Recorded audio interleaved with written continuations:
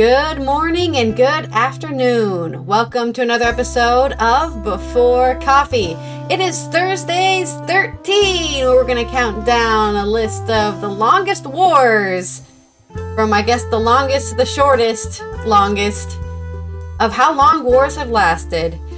And this is Before Coffee, the father and daughter comprehensive news of Planet Earth podcast, where we look up the news 10 to 15 minutes before we start, and we haven't had any caffeine in our bodies. So, let's go ahead and look at these headlines so we can find out what else we're talking about today. Today on Before Coffee, dangerous chemicals detected in hundreds of cosmetics in Europe, and elections results in Georgia. Have they confirmed who really won the vote? And the U.S. economic news, the GDP grows at a solid 2.8% pace for last quarter. Weather troubles in Spain. What happened in Valencia? Maps and data to begin to understand the catastrophe. On Thursdays 13, we count down the longest wars ever to be fought in human history. For culture news, why do people love horror films so much? Euronews Culture is going to tell us why. And it's National Knock Knock Joke Day. Knock knock. Who's there? Thursday. Thursday who? Thursdays, and then there's days like today, which is Halloween, October 31st, 2024 on Before Coffee.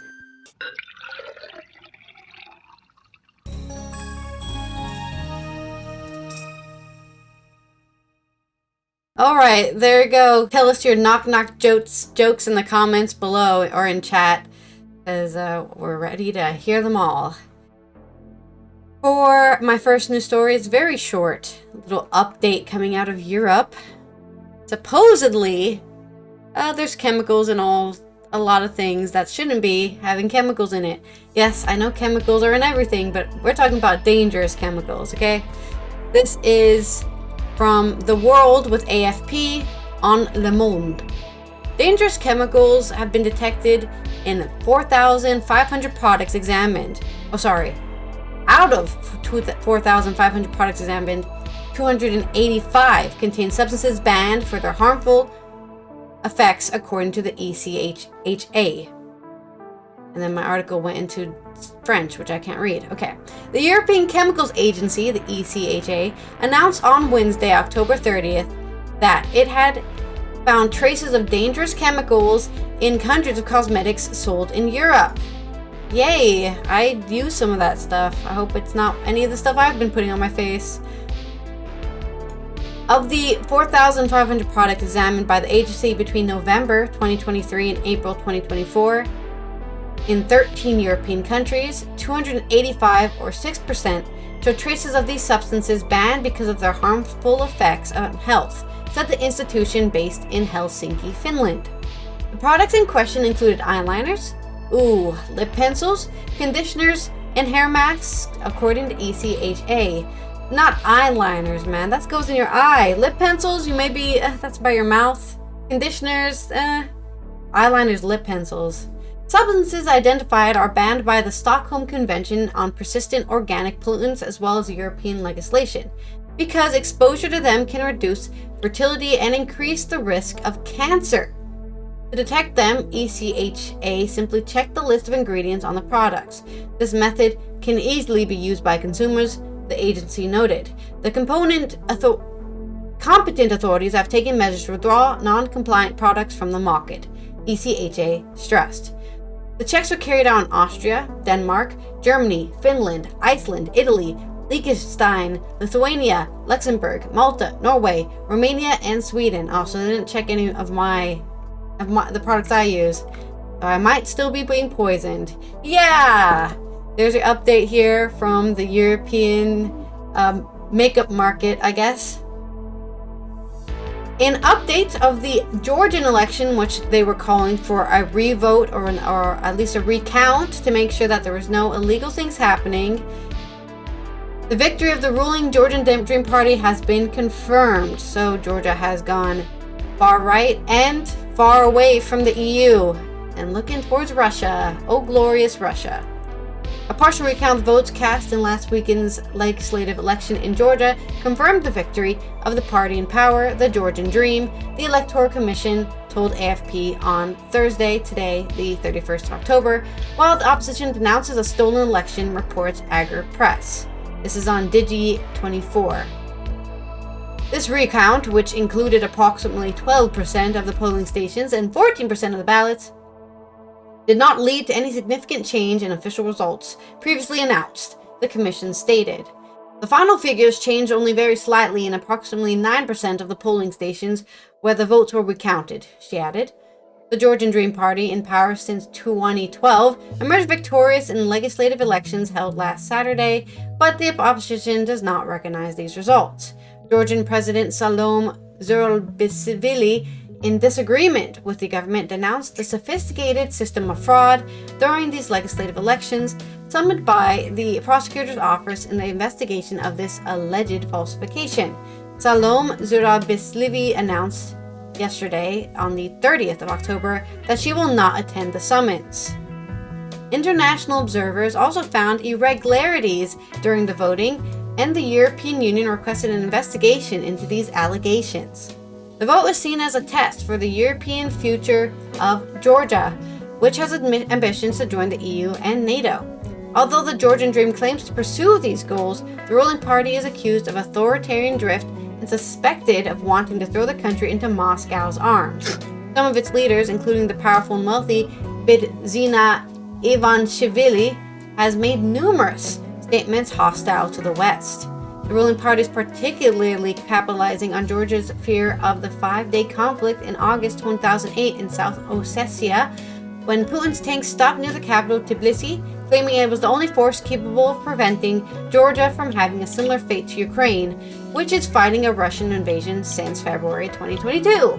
That's quite scary. Hey, we're here to save you. Save you from what? The enemies we've made up. Historical power in the region, Russia has military bases in 2 Georgian separatist regions whose independence is recognized after the 2008 conflict, Abkhazia and South Ossetia. Since the beginning of the year, Georgia has also passed legislation that has been denounced by its Western partners and very close to repressive Russian laws. One of these refers to the foreign influence and sparked massive protests in May, while another restricts the rights of LGBT plus people. Well, there's your 2 news stories coming out of Europe. Georgia's Dream won. It has been confirmed. And watch out, check your makeup ingredients for dead dangerous chemicals. On to your story. Okay.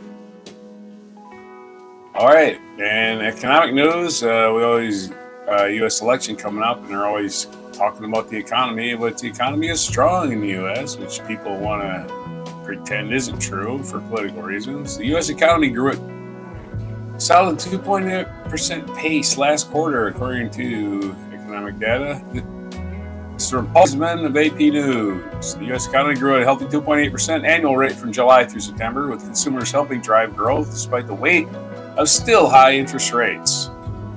Wednesday's report from the Commerce Department said the gross domestic product, the economy's total output of goods and services, did slow slightly from its 3% growth rate in April-June quarter, but the latest figures still reflect surprising durability, just as Americans assess the state of the economy in the final stretch of the presidential race. Consumer spending, which accounts for about 70% of U.S. economic activity, accelerated to a 3.7% annual pace last quarter, up from 2.8% in April-June period. Exports also contributed to the third quarter's growth, increasing at an 8.9% rate. On the other hand, growth in business investment slowed sharply on a drop in investment in housing and in non-residential buildings such as offices and warehouses, but spending on equipment surged. I would imagine cutting interest rates is going to increase housing spending. Wednesday's report also contains some encouraging news on inflation. The Federal Reserve favored inflation gauge, called the Personal Consumption Expenditures Index, or PCE, rose at just a 1.5% annual pace last quarter, down from 2.5% in the second quarter and the lowest figure in more than 4 years. Excluding volatile Food and energy prices, so-called core PCE inflation, was 2.2%, down from 2.8% in the April-June quarter. The report is the first of three estimates the government will make of GDP growth for the third quarter of the year. The U.S. economy has continued to expand in the face of much higher borrowing rates the Fed imposed in 2022 and 23, and the drive to curb the inflation that surged as the United States bounced back with unexpected strength from the brief but devastating COVID-19 recession of 2020. Despite widespread predictions that the economy would succumb to a recession, it has kept growing, with employers still hiring and consumers still spending. With inflation steadily cooling, the Fed has begun to cut interest rates. The report sends a clear message that the economy is doing well and the inflation is moderating. Good news for the Federal Reserve, said Ryan Sweet, chief economist at Oxford Economics. With the GDP data, the category that measures the economy's underlying strength, rose at a solid 3.2 annual rate from July through September, up from 2.7 in April-June quarter. This category includes consumer spending and private investment, but excludes volatile items like exports, inventories, and government spending. So that GDP data is up solidly. 3.2 over 2.7. Today's GDP report shows how far we've come since I took office, from the worst economic crisis since the Great Depression to the strongest economy in the world, President Joe Biden said.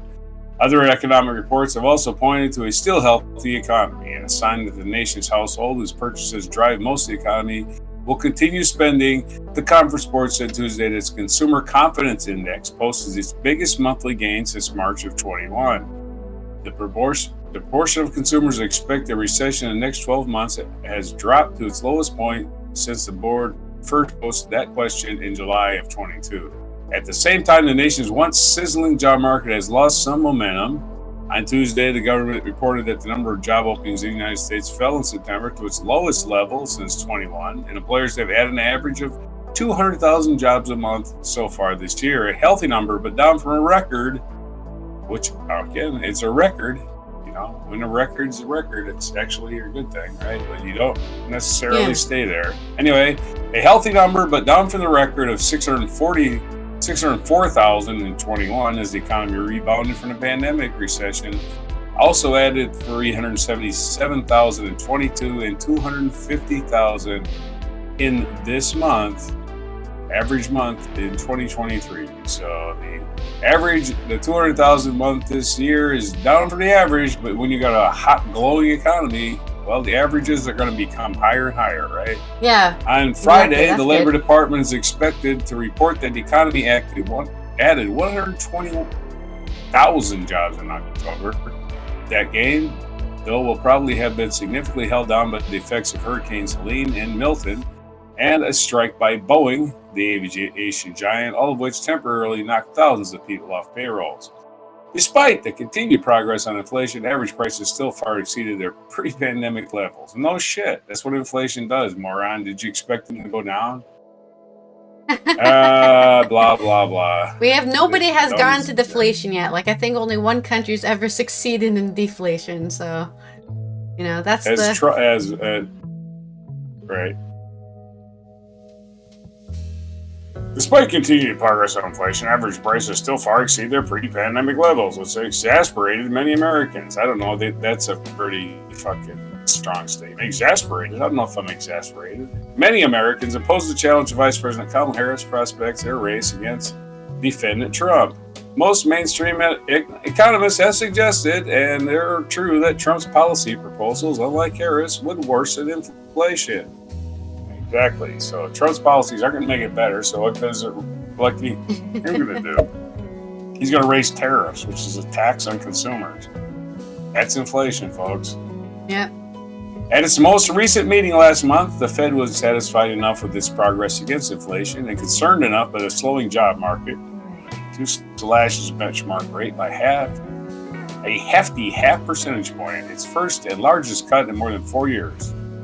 When it meets next week, the Fed is expected to announce another rate cut, this one by a more typical quarter point.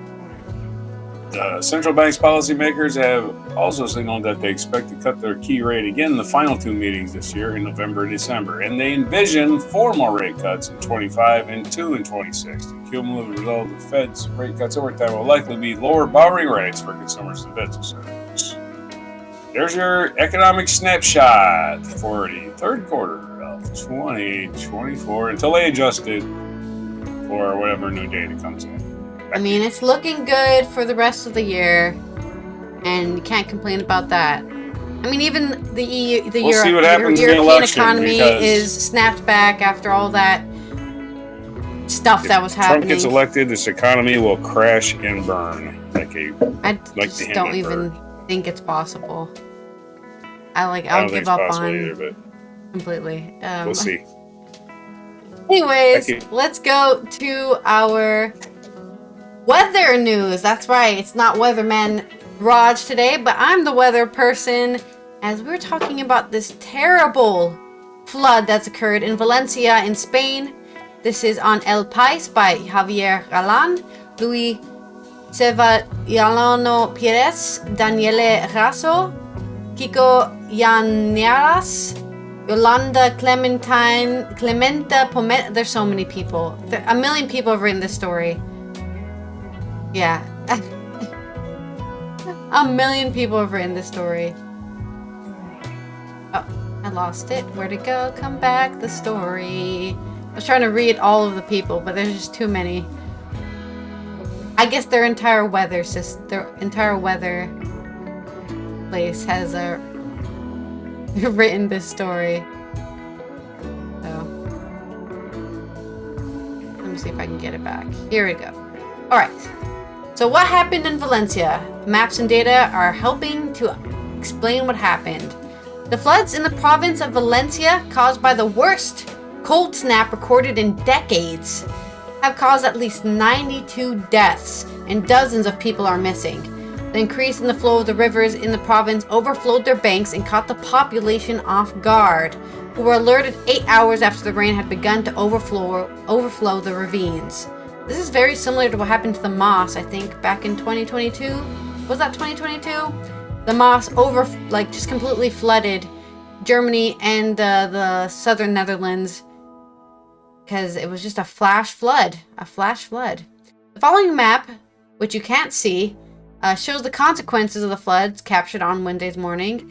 Just imagine like a giant blue blob just spreading over Valencia in Spain, because that's what happened. Just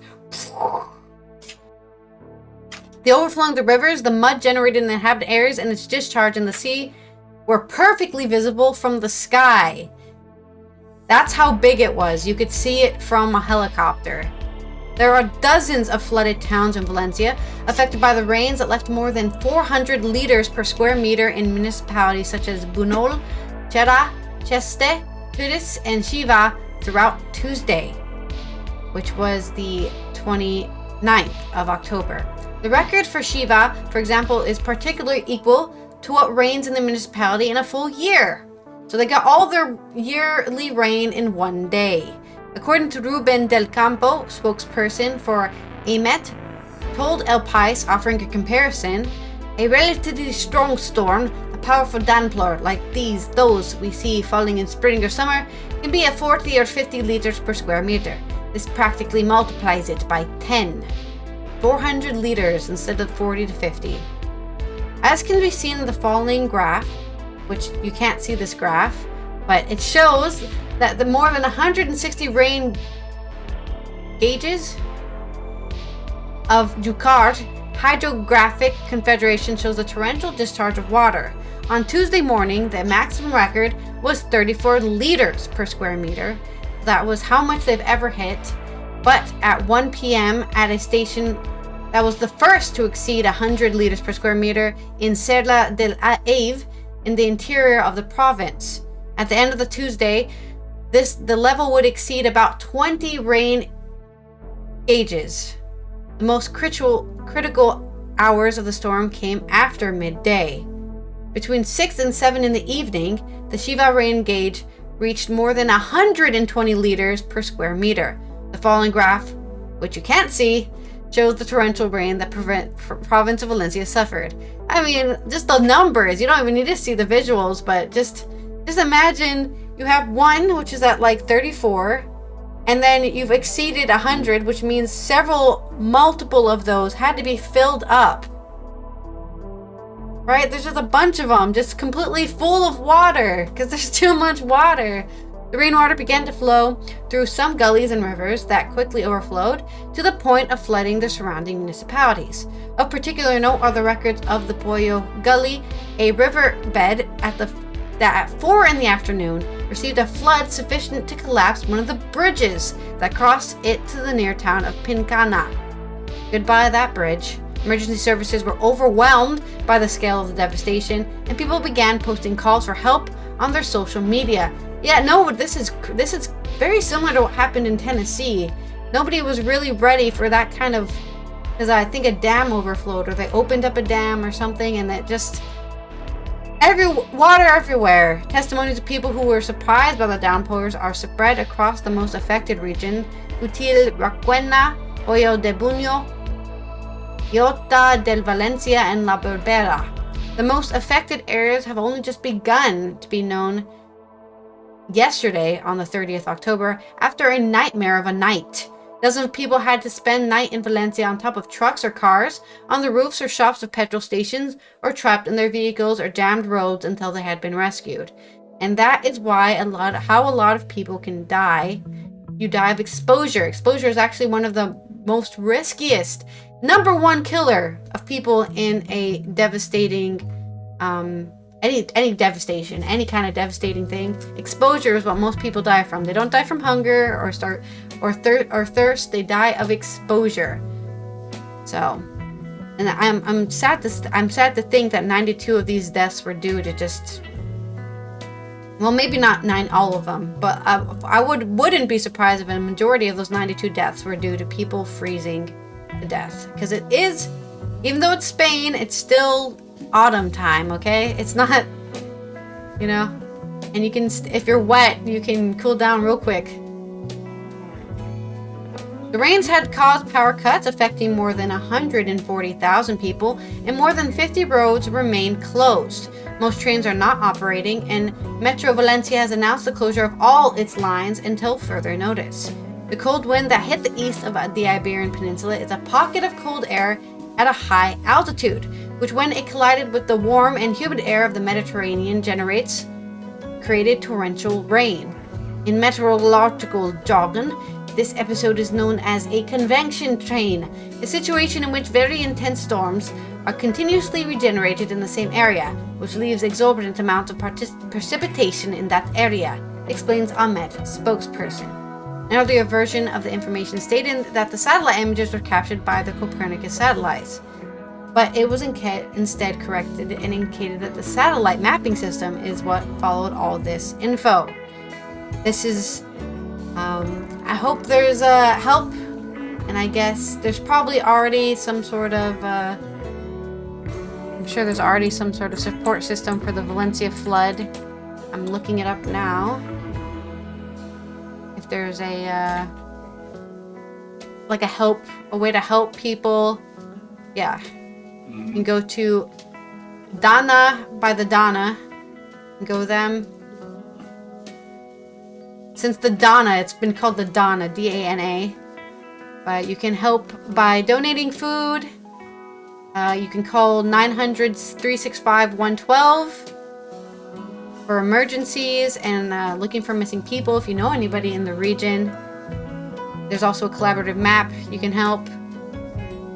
You can, of course, donate blood at the Red Cross to help anybody who's been suffering from any injuries from the flood. And there's so much phone numbers and stuff you can call. But yeah, I guess just Google Dana support in Valencia and you'll be able to help all those affected. Donating food, maybe going down there yourself if you can to help with the recovery. And that is my story on the Valencia flood. Time for Thursday 13. Okay, so we do stories almost as well. In our day, in this day in history, we always like, oh, the 100-Year War. Well, I do. I make the joke about 100 Years War. What the hell did they name that? So I decided to look up how to even draft for the 100 Years War. What? We're still in 100 Years War? Anyway, I decided to look at the longest wars, and the 100 Years War doesn't even touch it, man. 100 Years War is just part of a bigger, even longer conflict called the, let's see, checks notes, the Anglo-French War, which went from 1109 to 1815. So, with that hurried, awkward introduction, we present Thursday 13, the longest wars in human history. So we're going to start with something called the Reconquista, which went from 711 to 1492, and it was taking place in Spain and Portugal. As Spain and Portugal tried to kick out the Moors. United States existed. Yeah, that's right. So, 1492 was the end of that, because I guess they just decided that's the end. It sort of coincided with the Columbus landing in America. Purely coincidence, I imagine. Number two, lasting those wars actually lasted 781 years and 1 month.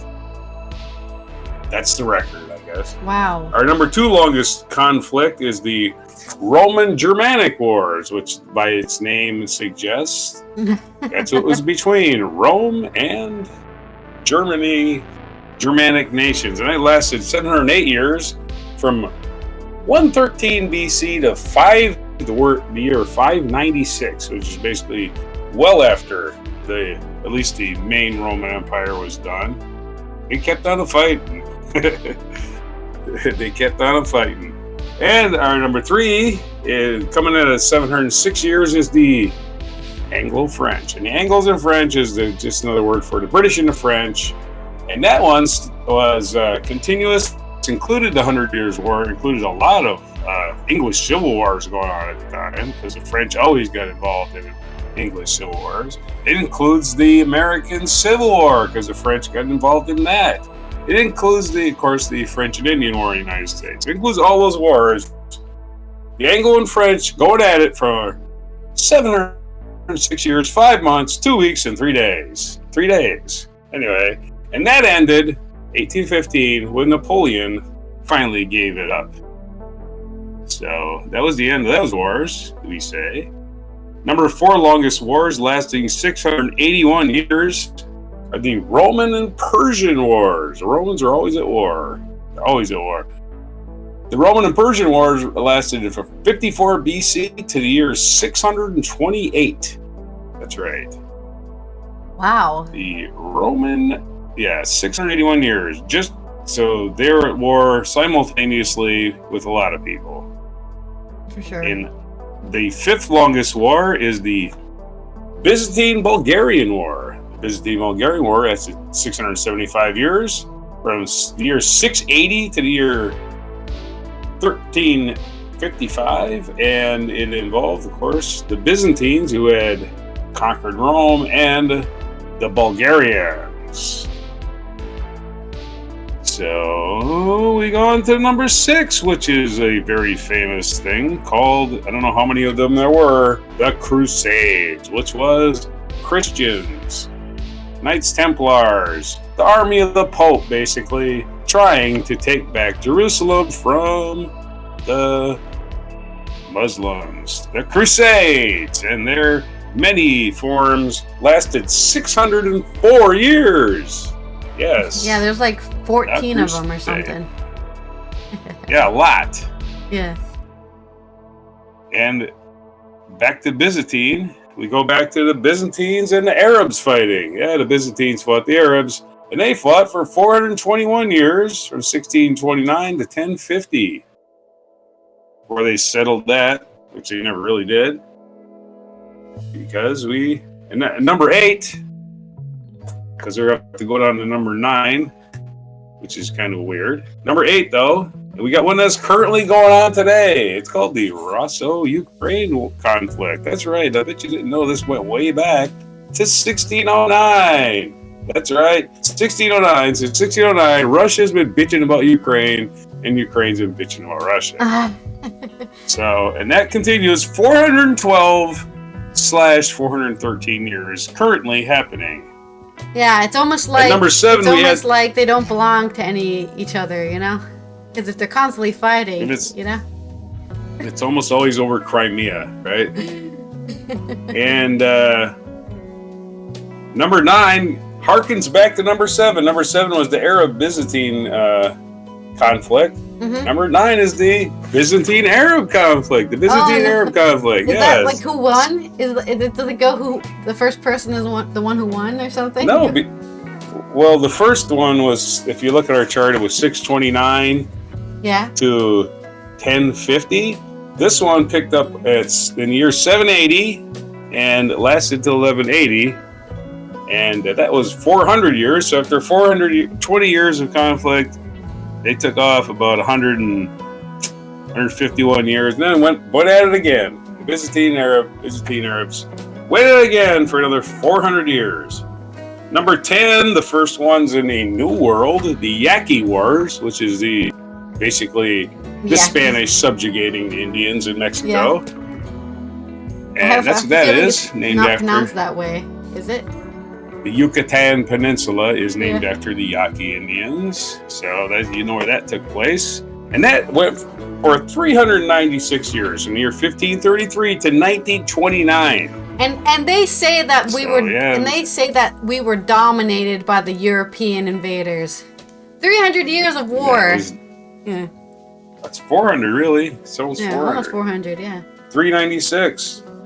The Yemeni Ottoman War, which is the country of Yemen. And the Ottomans again. Yeah. Ottomans very warlike. Well, the Ottoman Empire was an empire, so they wanted people to be in it, you know?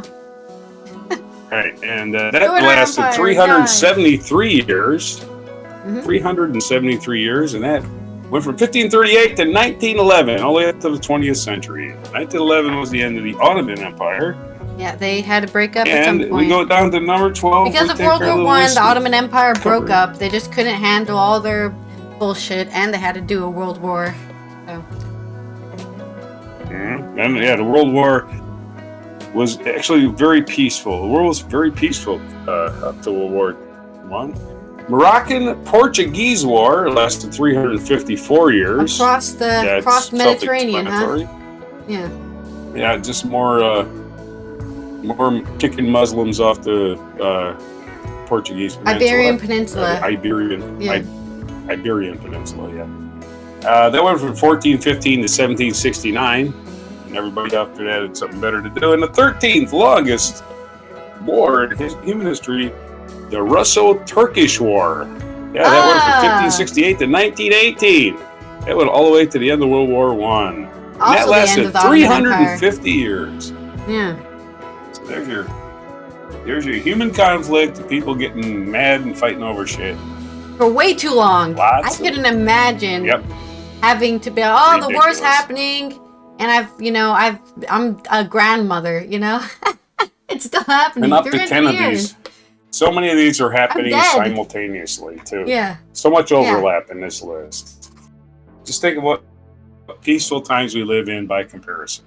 That is true. Which is why we fight so hard to get away from the wars, I think, because we do want to keep it. We don't want to be in a war for 300 years. And multiple, even. So. Keep fighting for peace out there, guys. Can't we all get along? All right. From war to horror. The horrors of war, of course, are something a lot of people can experience. But some people like to experience horror. Me and Rog are not one of them. Or those kind of people. But Euronews Culture is looking into why are some people desperately seeking those scares. This is by Amber Louise Bryce. More gore? Research has shown that watching horror movies can help ease anxiety and build emotional resilience. Some people just don't get it. You tell them you love horror movies and their faces contort in confusion. Yeah, I'm one of them. Maybe a little disgust. How could you enjoy being scared? It's a question that the Recreational Fear Lab, based in Our House University in Denmark has dedicated itself to exploring, conducting studies to better understand the ways in which recreational fear, think roller coasters, true crime podcasts, and horror movies can bring joy, connection, and meaning. Even though it's very common, probably close to universal, to find pleasure in some kind of frightening activity, it's scientifically understudied, Matthias Claassen, co-director of the Recreational Fear Lab, tells Euronews Culture. One of the interesting features is that emerged from our study is that it seems to be healthy for people to play with fear, Claassen says, adding that through exploring the intriguing relationship between anxiety and recreational fear, they found that horror movies could be a potential medicine. It's a welcome news for those that have sought solace in scary movies, choosing to escape any internal swell of doom through an external vision of terror that's visceral and sometimes violent, yet controllable. You can switch it off at any point. For some people with anxiety, they sort of walk around and act in a fog of bad feeling that doesn't have any clear cause, and over which they have no control, Claassen explains. But that totally changes if you are putting on a horror movie. You know you chose it. You know exactly why your heart is pounding and why you have butterflies in your stomach. Maybe I just don't have anxiety. I guess that's why I don't like horror films. No anxiety here. There's an interesting empirical fact, which is that horror genre beat all previous records in terms of box office share during the pandemic, Claassen says. So when the world started getting scary and unpredictable, with a worldwide mysterious disease and war in Europe, all kinds of bad things happening, at the moment people turn to scary stories. We use this kind of thing to cope with the horrors of reality. Horror movies have continued to dominate the box office, even this year in 2024, with Damien Leone's gory clown slasher Terrifier 3 becoming the highest grossing unrated movie of all time, and Parker Finn's pop-infected parasitic demon sequel, Smile 2, grossing over $84 million, or 77 million euros worldwide at the time of this article. Then there was the huge success of Coralie Farge's squelchy body horror spectacle, The Substance, which won Best Screenplay at the Cannes Film Festival. Indie production companies like Neon and A24, which have gained cult followings for their unique and often strange psychological horror output, have also had undeniable impact on the modern genre, contributing Longlegs, Immaculate, Max XXine, and the upcoming Heretic this year, to name a few. In summary, it feels like horror, especially gruesome horror, is having a big moment right now, which is all up at once exciting, intriguing, and odd, especially considering its history of being maligned and looked down upon. The attitude has changed in the past 6 or 7 years. It is changing, but people are still more comfortable saying that they enjoy psychological horrors in polite company than, splatter movies and even supernatural movies, Claassen says. The popularity of gorier films this year suggests that more people are seeking out extreme expressions of fear confined within the boundaries of fiction as a method of escapism from the unknown dreads of an increasingly anxious reality. One aspect of the horror that provides an almost universal adrenalized response is the jump scare. I hate adrenaline. I'm not an adrenaline junkie. I don't like it. So this is probably why I avoid horror films as well. If I feel adrenaline at all times, maybe I do. So I don't need to get more.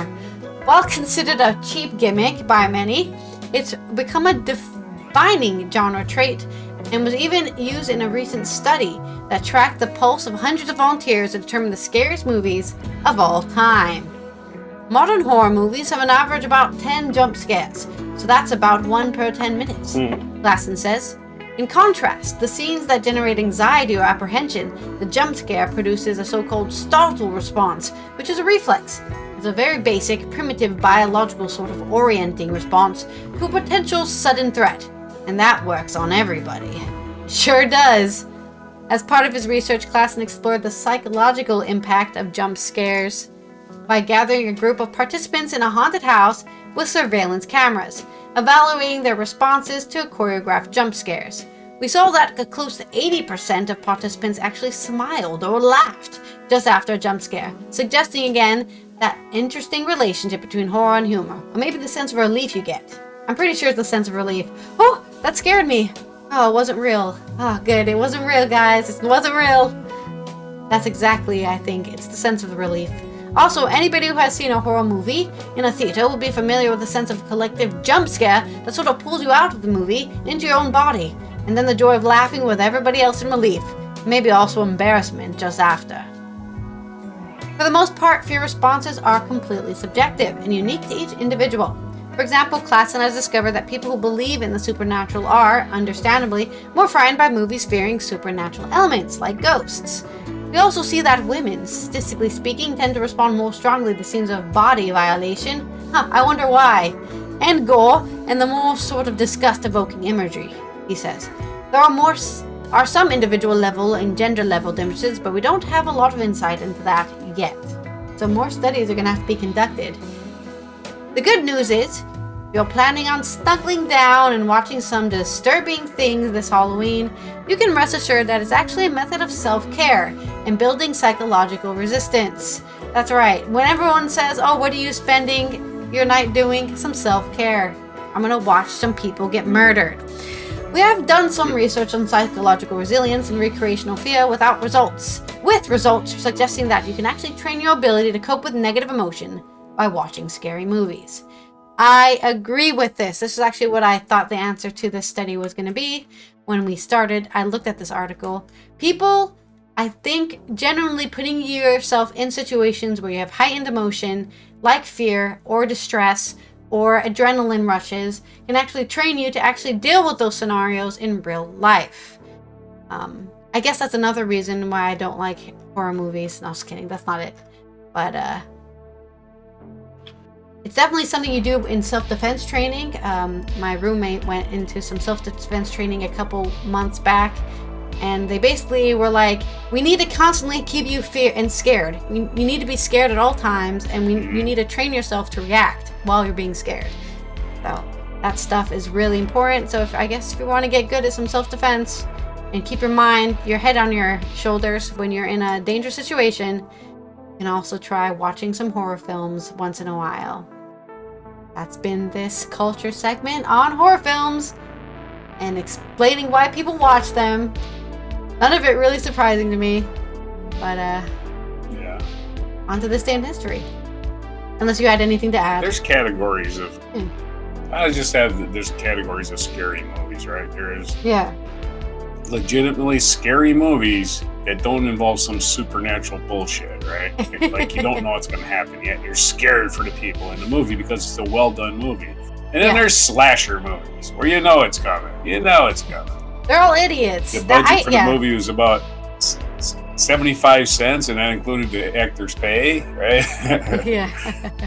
So you know it's coming. Fake blood everywhere, right? Chainsaws. I mean, I agree with you because I don't people like slashers because of that kind of. I hate watching people be stupid. Like, what are you doing? Like, why am I spending my whole movie yelling at my screen saying, "You idiot! Don't go in there!" or "Turn around!" You know, some people like that. I don't like it. It's all, they like that stress. Like, but it's not uncertainty. There's no uncertainty. It's the most certain thing in the world. You know, they're getting. The only uncertainty is how they're going to get it right. Yeah. I think a lot of these people that make these movies are serial killers.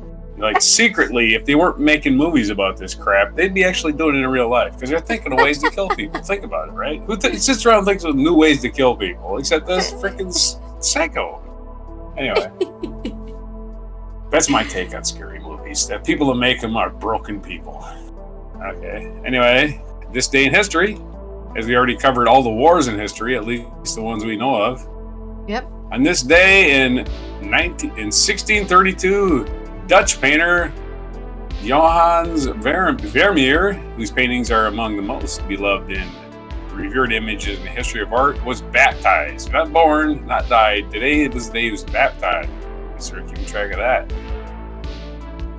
1860, Juliette Gordon Low, founder of the Girl Scouts of the United States of America, was born in Savannah, Georgia. Moving right along. In 1864, on this date, Nevada became the 36th state of the United States. That's probably because we discovered gold there. That's one of them things that we have that gold. Because to this day, basically nobody lives in Nevada. Outside of Las Vegas, Carson City, and Reno, nobody lives in Nevada. 1887, soldier and statesman Chiang Kai-shek, head of the nationalist government of China, which is now known as Taiwan, was born. So happy birthday, Chiang Kai-shek.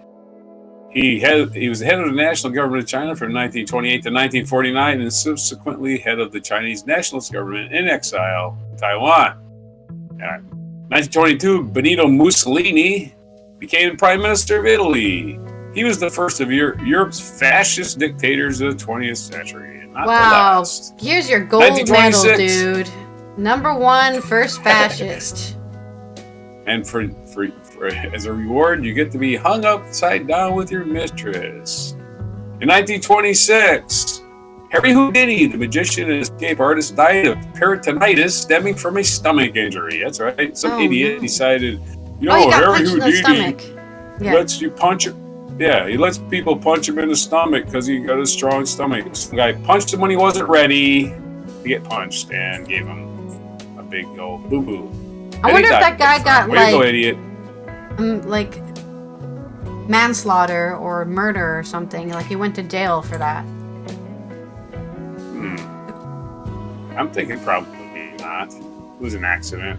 I don't know. Some research you can do. In 1941, after nearly 15 years of work, the Mount Rushmore National Memorial in Black Hills, South Dakota was completed. Well, I don't think it's really completed. It was opened. The colossal sculptures, the heads of Presidents George Washington, Thomas Jefferson, Theodore Roosevelt, and Abraham Lincoln. He never completed their butts, though. Building your shitty presidential memorial on native land. Fuck you. That's my well, it's there now. My stance on that. Not much you can do about it now. No, I wasn't even alive for it. 1962 on this day, 62 years ago, the American psychological thriller Whatever Happened to Baby Jane was released on this day, 1962. A late career triumph for both Betty Davis and Joan Crawford. It was released in American theaters on this day. 1968, U.S. President Lyndon B. Johnson ordered an end to American bombing in North Vietnam. Of course, Nixon picked right up after the election and actually expanded bombing into Cambodia. So Nixon, who of course was working against Lyndon Johnson the whole time, which is what they do. They do subterfuge diplomacy.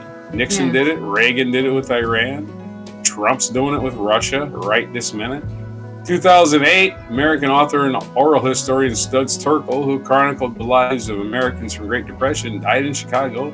Studs Terkel, if you really want to watch some really great interviews from the 60s about, just people that are historical figures now, whenever they went through Chicago, friggin' Studs Terkel had him on his radio show.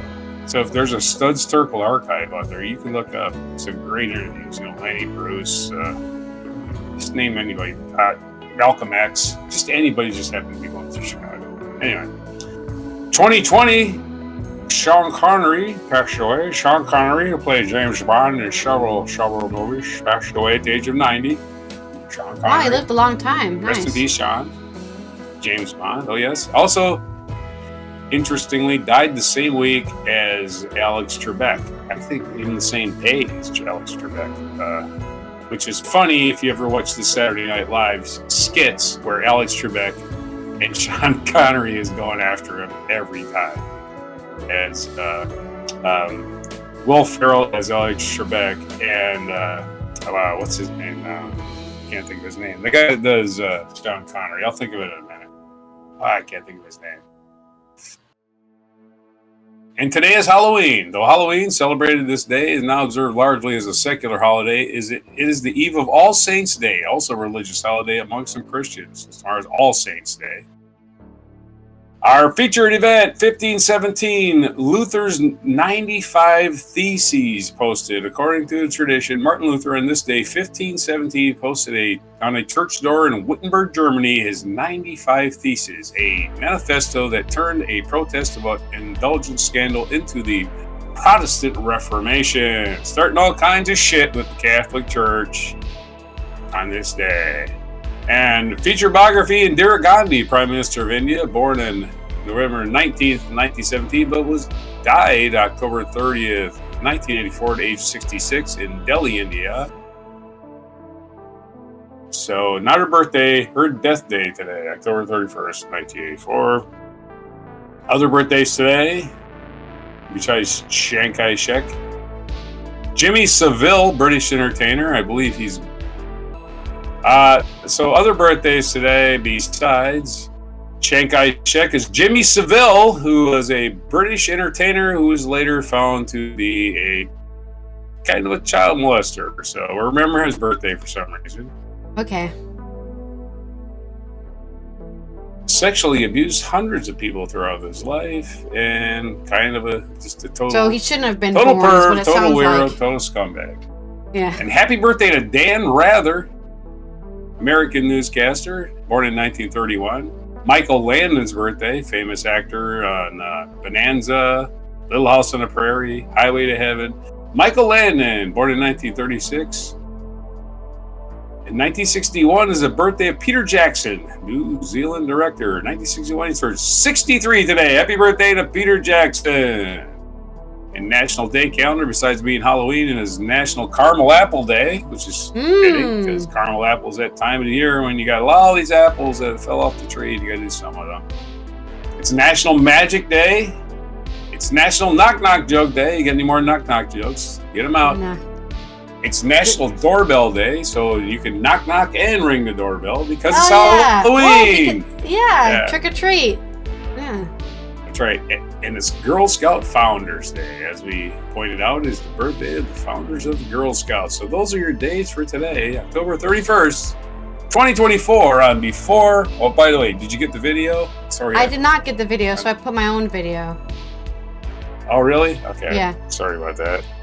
I sent you the link. So. Oh, I gotta find the link now. Okay, hold on. So that's the days for today, which is October 31st, 2024, on Before Caramel Apples. All right.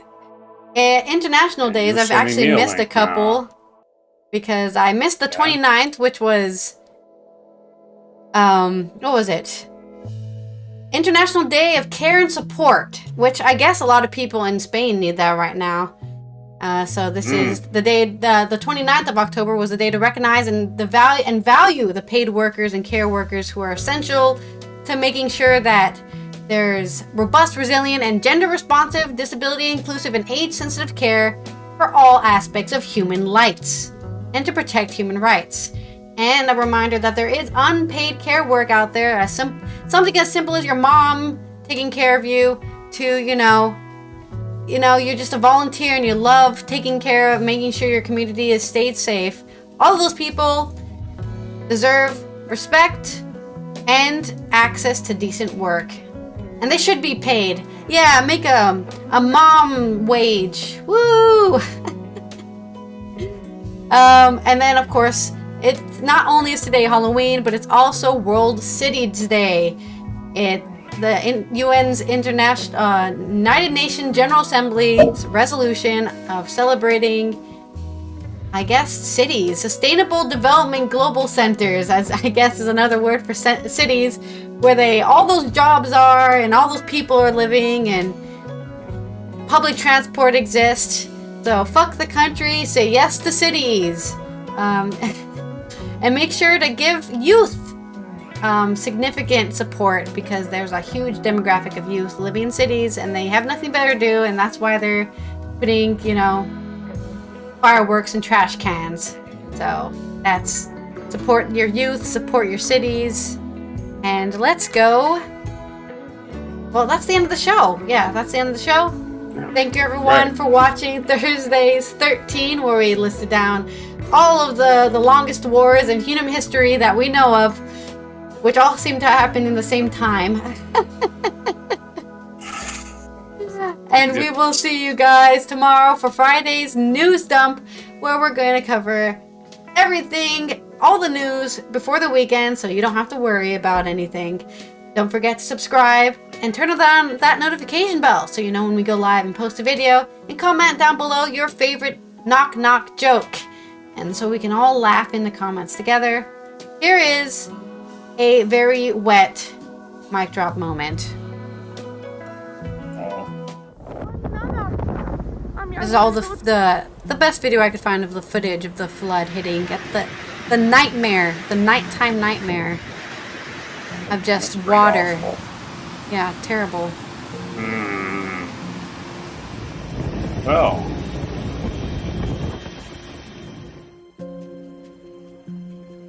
Huge pile up. Lots of mud. Nothing clever to say. No.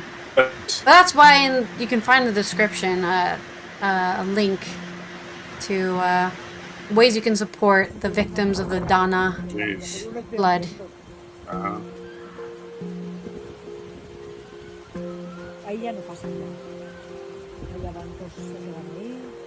Well, I guess you can use tomorrow's.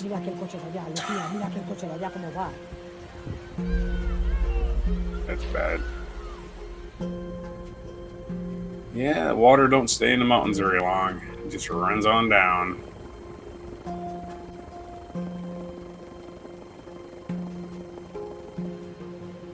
$400 of water just non-stop coming out of the sky.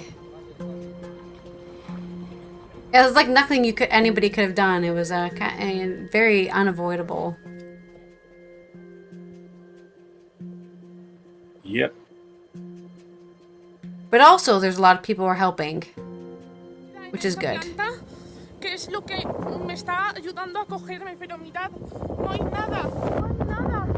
Yeah, hiding in a tree. Like, I'm gonna film this because I'm in a tree. Yeah, because you want to get rescued. Respect our emergency workers here.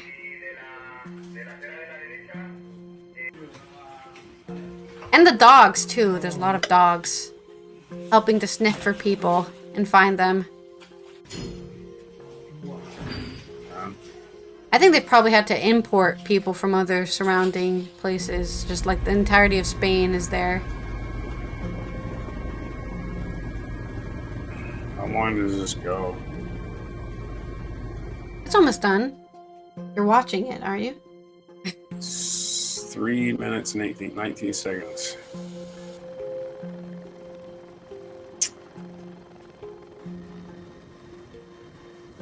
Jeez. Yeah, that rain just stops in one place. That's what mountains do for clouds too. Yeah, they stop the clouds. Dump all the rain in one spot.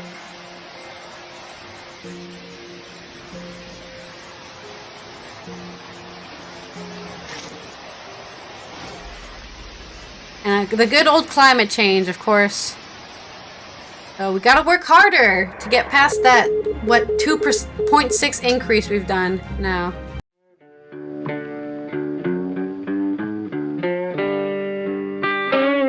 Be sure to hit the like, subscribe, and notify buttons, and follow our other channels, Toxic Alley, History of Gravy, and Scratchy Old Records.